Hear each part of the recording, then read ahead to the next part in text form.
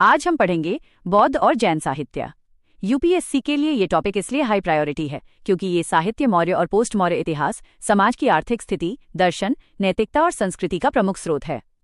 Prelims में अक्सर ग्रंथ और लेखक पूछे जाते हैं, जबकि मेंस में इनका सांस्कृतिक प्रभाव पूछा जाता है। सबसे पहले बात करते हैं बौद्ध साहित्य की। बौद्ध साहित्य मुख्य रूप से पाली भाषा में लिखा गया, हालांकि बाद में संस्कृत और प्राकृत में भी ग्रंथ लिखे गए। बौद्ध साहित्य का सबसे महत्वपूर्ण और कोर ग्रंथ है त्रिपिटक, जिसे थ्री बास्केट्स कहा जाता है। त्रिपिटक के 3 भाग हैं। पहला है विनय पिटक।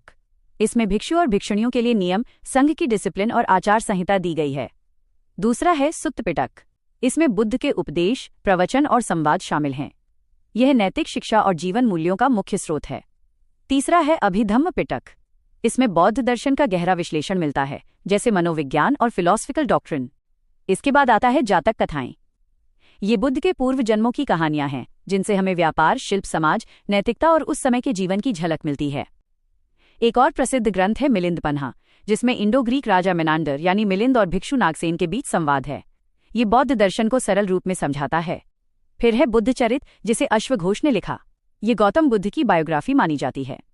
दिव्यावदान बौद्ध कथाओं का संग्रह है, जिसमें मौर्य इतिहास के कई संदर्भ मिलते हैं। इसके अलावा महावंश और दीपवंश श्रीलंका के बौद्ध क्रॉनिकल्स हैं, जो अशोक द्वारा बौद्ध मिशन भेजने की जानकारी देते हैं। महायान बौद्ध परंपरा में अधिकतर ग्रंथ संस्कृत में लिखे गए।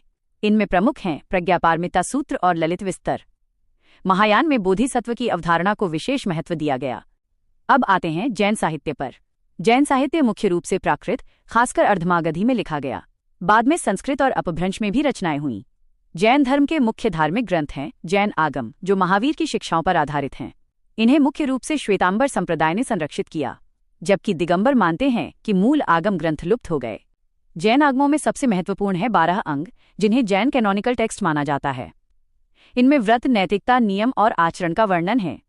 इनके अलावा उपांग होते हैं, जो सप्लीमेंट्री टेक्स्ट हैं और जैन डॉक्ट्रिन को विस्तार देते हैं। एक बहुत प्रसिद्ध ग्रंथ है कल्पसूत्र, जिसे भद्रबाहु ने लिखा।